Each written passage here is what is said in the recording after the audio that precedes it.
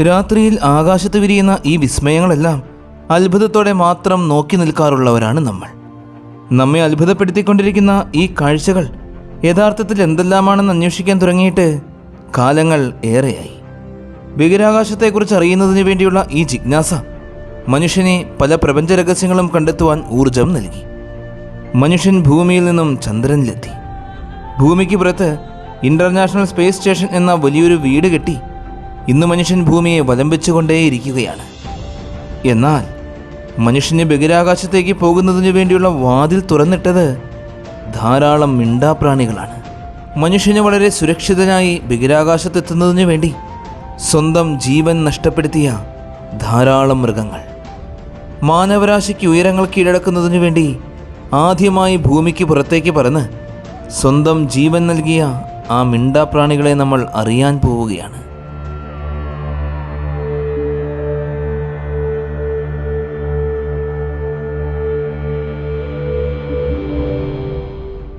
മനുഷ്യർ ബഹിരാകാശത്തേക്ക് യാത്ര ചെയ്യുന്നതിന് മുൻപ് ബഹിരാകാശ പറക്കലിൻ്റെ അപകടങ്ങളെക്കുറിച്ച് പഠിക്കുന്നതിനും അതിനെ അതിജീവിക്കുന്നതിനുമായി ബഹിരാകാശത്ത് മനുഷ്യർക്ക് മുൻപേ ആദ്യം എത്തിച്ചേർന്നത് ഏതാനും ജീവജാലങ്ങളാണ്. മനുഷ്യന് ദീർഘനേരം ഭാരമില്ലായ്മയിൽ അതിജീവിക്കുവാൻ കഴിയില്ല എന്നായിരുന്നു വിശ്വാസം. ദീർഘകാലം ഭാരമില്ലായ്മയുടെ ഫലത്തെക്കുറിച്ച് ശാസ്ത്രജ്ഞന്മാർക്കിടയിൽ നിരവധി വർഷങ്ങളോളമായി ഗൗരവമായ ചർച്ചകൾ നടന്നുകൊണ്ടിരുന്നു. ഒരു ജീവിയെ ബഹിരാകാശത്തേക്ക് വിക്ഷേപിക്കുകയും അതിനെ ജീവനോടെ അപകടങ്ങളൊന്നും സംഭവിക്കാതെ തിരികെ കൊണ്ടുവരുന്നതിനുമുള്ള ഓരോ രാജ്യങ്ങളുടെയും കഴിവ് പരിശോധിക്കുന്നതിനു വേണ്ടി പല ജീവജാലങ്ങളെയും ഉപയോഗിച്ചു. America, Soviet union, France, Argentina, China, Japan, Iran എന്നീ രാജ്യങ്ങൾ കുരങ്ങുകൾ, നായ്ക്കൾ, പൂച്ചകൾ, ആമകൾ, പ്രാണികൾ എന്നീ ജീവജാലങ്ങളെയെല്ലാം ബഹിരാകാശത്തേക്ക് വിക്ഷേപിച്ചിട്ടുണ്ട്. ആദ്യമായി ഭൂമിക്ക് വെളിയിലേക്ക് യാത്ര ചെയ്ത് ബഹിരാകാശത്തെത്തിയത് പഴയ ഈച്ചകളായിരുന്നു. 1946 ജൂലൈ മാസം 9-ാം തീയതി ഒരു സബ് ഓർബിറ്റൽ V2 റോക്കറ്റിൽ അമേരിക്കയിൽ നിന്നും പഴയ ഈച്ചകൾ ബഹിരാകാശത്തേക്ക് ആദ്യമായി പറന്നുയർന്നു. റോക്കറ്റ് 3 മിനിറ്റും 10 സെക്കൻഡും കഴിഞ്ഞപ്പോൾ ഭൂമിയുടെ ഉപരിതലത്തിൽ നിന്നും ഏകദേശം 109 കിലോമീറ്ററുകൾ മുകളിലെത്തി. അതായത് സാധാരണ സാറ്റലൈറ്റുകളും ഇൻ്റർനാഷണൽ സ്പേസ് സ്റ്റേഷനും ഭൂമിയെ വലം വയ്ക്കുന്ന അത്രത്തോളം ഉയരത്തിൽ. ഭൂമിക്ക് പുറത്ത് ഇത്രത്തോളം ഉയരത്തിലെത്തിയിട്ടും ഈച്ചകൾക്ക് യാതൊരു ആപത്തും സംഭവിച്ചില്ല. വളരെയേറെ സേഫായി തന്നെ അവർ തിരികെ ഭൂമിയിൽ എത്തുകയും ചെയ്തു. പലതരത്തിലുള്ള പരീക്ഷണങ്ങൾ നടത്തി നോക്കിയിട്ടും ഈച്ചകളിൽ യാതൊന്നും സംഭവിച്ചിട്ടില്ല എന്ന് മനസ്സിലാക്കാൻ സാധിച്ചു. എന്നാൽ സുരക്ഷിതമായ ആദ്യത്തെ ഈ യാത്രയ്ക്ക് ശേഷം മനുഷ്യർക്ക് സുഗമമായി ബഹിരാകാശ യാത്ര നടത്തുന്നതിന് വേണ്ടി നടത്തിയ അടുത്ത പരീക്ഷണങ്ങളിൽ പല ജീവജാലങ്ങളുടെയും ജീവിതം അവസാനിക്കുകയായിരുന്നു. 1948 ജൂൺ മാസം 18-ാം തീയതി V2 റോക്കറ്റിൽ ആദ്യമായി ഒരു സസ്തനിയെ വിക്ഷേപിച്ചു. ന്യൂ മെക്സിക്കോയിലെ ലാൻഡ് ക്രൂസിലുള്ള വൈറ്റ് സാൻഡ്സ് പ്രൂവിംഗ് ഗ്രൗണ്ടിലാണ് ആ വിക്ഷേപണം നടന്നത്. ആൽബർട്ട് 1 എന്ന കുരങ്ങായിരുന്നു ആ സസ്തനി. 9 പൗണ്ട് ഭാരമുള്ള ആൽബർട്ട് 1 എന്ന കുരങ്ങനെ അനസ്തേഷ്യ നൽകി V2 റോക്കറ്റിൻ്റെ ക്രൂ ക്യാപ്സ്യൂളിൽ ഇരുത്തി പുലർച്ചെ 3:20 വിക്ഷേപിച്ചു. ആൽബർട്ടിൻ്റെ ശ്വസന പ്രവൃത്തികളെല്ലാം നിരീക്ഷിക്കുന്നതിനും അത് രേഖപ്പെടുത്തുന്നതിനുമുള്ള സംവിധാനങ്ങൾ റോക്കറ്റിൻ്റെ ക്രൂ ക്യാപ്സ്യൂളിൽ ഉണ്ടായിരുന്നു. എന്നാൽ ഉപരിതലത്തിൽ നിന്നും പറന്നുയർന്ന് 60 കിലോമീറ്ററുകൾ പിന്നിട്ട് കഴിഞ്ഞപ്പോഴേക്കും ക്രൂ ക്യാപ്സ്യൂളിൻ്റെ വളരെ ഇടുങ്ങിയ സ്വഭാവം മൂലം ആൽബർട്ട് മരിച്ചുപോയി. ആൽബർട്ട് 1 വിക്ഷേപണത്തിൻ്റെ പോരായ്മകളെല്ലാം പരിഹരിച്ച് 1949 ജൂൺ മാസം 14-ാം തീയതി ആൽബർട്ട് 2 വിക്ഷേപിക്കുന്നതിനുള്ള തയ്യാറെടുപ്പുകൾ നടത്തി. ആൽബർട്ട് 2 എന്നത് റിസസ് മെക്കാങ് കുരങ്ങായിരുന്നു. ബഹിരാകാശത്തേക്ക് സഞ്ചരിച്ച അടുത്ത സസ്തനി. 1949 ജൂൺ മാസം 14-ാം തീയതി യുണൈറ്റഡ് സ്റ്റേറ്റ്സിലെ ന്യൂ മെക്സിക്കോയിലുള്ള ഹോളോമാൻ എയർഫോഴ്സ് ബേസിൽ നിന്നും US V2 റോക്കറ്റിൽ 83 മൈൽ അഥവാ 134 കിലോമീറ്ററുകൾ ഉയരത്തിലേക്ക് പറന്നുയർന്നു. ആൽബർട്ട് 1 മരിക്കുവാൻ കാരണമായ ഇടുങ്ങിയ ക്യാപ്സ്യൂളിന് പകരം വലിപ്പം കൂടിയ ക്യാപ്സ്യൂളായിരുന്നു രൂപകൽപ്പന ചെയ്തിരുന്നത്. ആൽബർട്ടിൻ്റെ ശ്വസനവും ഹൃദയമിടിപ്പുമെല്ലാം രേഖപ്പെടുത്തുന്നതിനുള്ള സംവിധാനം റോക്കറ്റിനുള്ളിൽ തന്നെ ഉണ്ടായിരുന്നു. യാതൊരു അപകടവും സംഭവിക്കാതെ സുരക്ഷിതനായി തന്നെ ആൽബർട്ട് 2 ഭൂമിയിൽ നിന്നും 134 കിലോമീറ്ററുകൾ ഉയരത്തിലെത്തി. അതായത് ബഹിരാകാശത്തെത്തിച്ചേർന്ന ആദ്യത്തെ കുരങ്ങ്, ആദ്യത്തെ പ്രൈമേറ്റ്, ആദ്യത്തെ സസ്തനി, ഇതെല്ലാം ആൽബർട്ട് 2 ആയിരുന്നു. ബഹിരാകാശത്തു നിന്നും മടങ്ങി വരുന്ന സമയത്ത് ആൽബർട്ട് സഞ്ചരിച്ചിരുന്ന പാരാച്യൂട്ട് തകരാറിലായി. പാരാച്യൂട്ടിൻ്റെ ഈ തകരാറ് മൂലം ആൽബർട്ട് സഞ്ചരിച്ചിരുന്ന ക്യാപ്സ്യൂൾ അമിത വേഗതയിൽ തറയിൽ വന്നിടിച്ചു. ആ ഇടിയുടെ ആഘാതത്തിൽ ലാൻഡിങ്ങിൻ്റെ അവസാനത്തെ നിമിഷം ആൽബർട്ട് കൊല്ലപ്പെട്ടു. അതിനുശേഷം 1949 സെപ്റ്റംബർ മാസം 16 അടുത്ത ആൽബർട്ട് കുരങ്ങനെ അയച്ചു. ആൽബർട്ട് മൂന്നാമൻ. ആൽബർട്ട് മൂന്നാമനും V2 റോക്കറ്റിൽ തന്നെയാണ് ബഹിരാകാശത്തേക്ക് പറന്നുയർന്നത്. എന്നാൽ 35,000 അടി ഉയരത്തിലെത്തിയപ്പോഴേക്കും റോക്കറ്റിന് വലിയൊരു സ്ഫോടനം സംഭവിച്ചു. ആൽബർട്ട് 3 അതിദാരുണമായി കൊല്ലപ്പെടുകയും ചെയ്തു.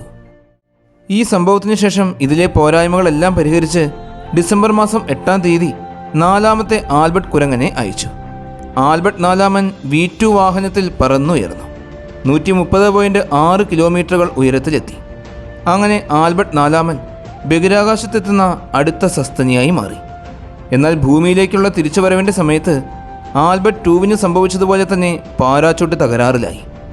അവസാനം ക്യാപ്സ്യൂൾ വളരെ വേഗതയിൽ പറന്നു വന്ന് തറയിലിടിക്കുകയും ആ ഇടിയുടെ ആഘാതത്തിൽ ആൽബർട്ട് മരിക്കുകയും ചെയ്തു.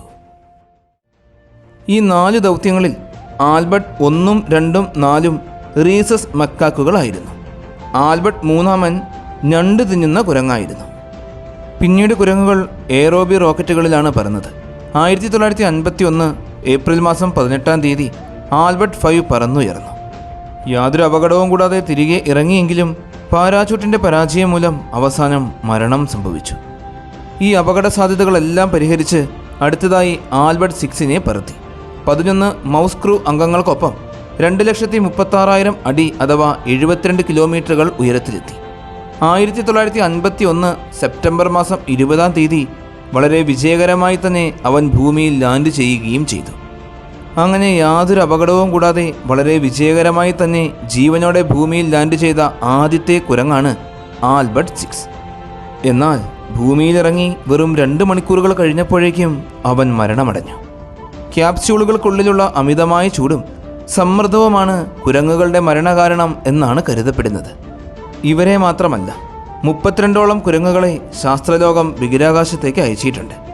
റീസസ് കുരങ്ങുകൾ, സൈനോമോൾഗൻസ്, സ്ക്വിറൽ കുരങ്ങുകൾ, ബിഗ് ടൈൽഡ് മങ്കീസ് ഈ വിഭാഗത്തിൽപ്പെടുന്ന കുരങ്ങുകളാണ് അവ. ബഹിരാകാശത്തേക്ക് വിക്ഷേപിക്കപ്പെട്ട ഇവരിൽ 20ലും കൂടുതൽ കുരങ്ങുകൾ പിന്നീട് ജീവനോടെ ഉണ്ടായിട്ടേയില്ല. ഈ പരീക്ഷണ പറക്കലുകൾക്കിടയിൽ അവയെല്ലാം മരിച്ചുപോയി. 1950 ഓഗസ്റ്റ് മാസം 31 അമേരിക്ക ഒരു V2 റോക്കറ്റിൽ ആദ്യമായി എലികളെ ബഹിരാകാശത്തേക്ക് അയച്ചു. ആൽബർട്ട് 5 എന്നായിരുന്നു റോക്കറ്റിൻ്റെ പേര്. ഇതിനു മുൻപ് വിക്ഷേപിച്ച ആൽബർട്ട് 1, 2, 3, 4 എന്നീ റോക്കറ്റുകളിൽ നിന്നും തികച്ചും വ്യത്യസ്തമായിരുന്നു ആൽബർട്ട് 5. ഇതിനു മുൻപ് വിക്ഷേപിച്ച 4 റോക്കറ്റുകളിലും കുരങ്ങുകളായിരുന്നു യാത്ര ചെയ്തിരുന്നത്. എലികളുമായി പറന്നുയർന്നത് 137 കിലോമീറ്ററുകളാണ്. ഭൂമിയിൽ നിന്നും വളരെ സുരക്ഷിതമായി തന്നെ ബഹിരാകാശത്തെത്തിച്ചേർന്നു. എന്നാൽ പിന്നീട് ഭൂമിയിലേക്ക് തിരിച്ചിറങ്ങുന്ന സമയത്ത് പാരാച്യൂട്ടുകൾ തകരാറിലായി. പാരാച്യൂട്ടുകളുടെ ഈ തകരാറ് മൂലം ഇറങ്ങിയ ഉടനെ തന്നെ എലികളെല്ലാം മരിച്ചുപോയി. 1950കളിൽ അമേരിക്ക ധാരാളം എലികളെ ബഹിരാകാശത്തേക്ക് വിക്ഷേപിച്ചു. ഇതുവരെ നമ്മൾ കണ്ടത് അമേരിക്കയുടെ ബഹിരാകാശ ദൗത്യങ്ങൾ മാത്രമാണ്. അവയിൽ ഭൂരിഭാഗവും പരാജയമായിരുന്നു. അമേരിക്കയും സോവിയറ്റ് യൂണിയനും തമ്മിൽ ശീതയുദ്ധം കൊടുമ്പിരിക്കൊണ്ടിരിക്കുന്ന ആ കാലഘട്ടത്തിൽ 1951 സോവിയറ്റ് യൂണിയൻ ലോകത്തെ മുഴുവൻ ഞെട്ടിച്ചു. 1951 ജൂലൈ മാസം 22 സൈഗൺ, ഡെസിക് എന്നീ 2 നായ്ക്കളെ ബഹിരാകാശത്തേക്ക് അയച്ചു. അവ സുരക്ഷിതരായി തന്നെ ബഹിരാകാശത്ത് എത്തിച്ചേർന്നു. ഉപരിതലത്തിൽ നിന്നും 101 കിലോമീറ്ററുകൾ ഉയരത്തിലെത്തിയ ശേഷം അവർ സുരക്ഷിതരായി ഭൂമിയിൽ ലാൻഡ് ചെയ്യുകയും ചെയ്തു. ഒരാഴ്ചയ്ക്ക് ശേഷം ലിസ എന്ന് പേരിട്ട മറ്റൊരു നായ്ക്കൊപ്പം ഡെസിക്കിനെ വേറെയൊരു സബ് ഓർബിറ്റലിൽ പറത്തിവിട്ടു. വിജയകരമായി തന്നെ ബഹിരാകാശത്തെത്തി എങ്കിലും തിരികെ ഭൂമിയിലേക്ക് ലാൻഡ് ചെയ്യുന്ന സമയത്ത് പാരാച്യൂട്ടിന് സംഭവിച്ച തകരാറ് മൂലം 2 നായ്ക്കളും കൊല്ലപ്പെട്ടു. ഡെസിക്കിൻ്റെ മരണശേഷം സോവിയറ്റ് ഭൗതികശാസ്ത്രജ്ഞനായ അനറ്റോലി ബ്ലാഗോൺറാവോ സൈഗണെ തൻ്റെ വളർത്തുമൃഗമായി ദത്തെടുത്തു. ദീർഘനേരം നിഷ്ക്രിയത്വം പുലർത്തുവാൻ നായ്ക്കൾ അനുയോജ്യമാണ് എന്ന് തിരിച്ചറിഞ്ഞതുകൊണ്ടാണ് ശാസ്ത്രജ്ഞന്മാർ നായ്ക്കളെ ഈ ദൗത്യത്തിന് ഉപയോഗിക്കുവാൻ തീരുമാനിച്ചത്. പരീക്ഷണങ്ങളുടെ ഭാഗമായി അവയെ 15 മുതൽ 20 ദിവസം വരെ ചെറിയ പെട്ടികൾക്കുള്ളിൽ അടച്ചു. വീട്ടിൽ വളർത്തുന്ന നായ്കൾക്ക് പകരം അവർ തെരുവ് നായ്കളെയാണ് തിരഞ്ഞെടുത്തത്. കാരണം മറ്റു നായകളെ അപേക്ഷിച്ച് ബഹിരാകാശ പറക്കലിൻ്റെ കാഠിന്യവും തീവ്രമായ സമ്മർദ്ദവുമെല്ലാം ഇവയ്ക്ക് സഹിക്കാൻ കഴിയും എന്നാണ് ശാസ്ത്രജ്ഞന്മാർ വിശ്വസിച്ചിരുന്നത്. ദീർഘനേരം നിശ്ചലമായി നിൽക്കുക, ബഹിരാകാശ സ്യൂട്ടുകൾ ധരിക്കുക, വിക്ഷേപണ സമയത്ത് റോക്കറ്റ് പോലെ പ്രവർത്തിക്കുന്ന സിമുലേറ്ററുകളിൽ സ്ഥാപിക്കുക, റോക്കറ്റ് വിക്ഷേപണത്തിൻ്റെ ഉയർന്ന ത്വരണം അനുകരിക്കുന്ന സെൻട്രിഫ്യൂജുകളിൽ സഞ്ചരിക്കുക, ബഹിരാകാശ മൊഡ്യൂളിൻ്റെ പരിധികൾക്കായി അവയെ തയ്യാറാക്കുന്നതിനു വേണ്ടി ക്രമേണ ചെറിയ ക്യൂബുകളിൽ സ്ഥാപിക്കുക.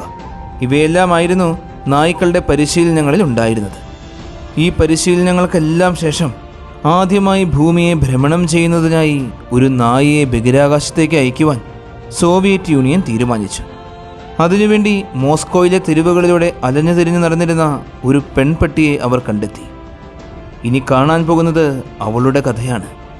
മനുഷ്യന് സുഗമമായി ബഹിരാകാശയാത്ര നടത്തുന്നതിനു വേണ്ടി അതികഠിനമായ വേദനകൾ സഹിച്ച് വെന്തില്ലാതായിപ്പോയ ലൈക്കയുടെ കഥ.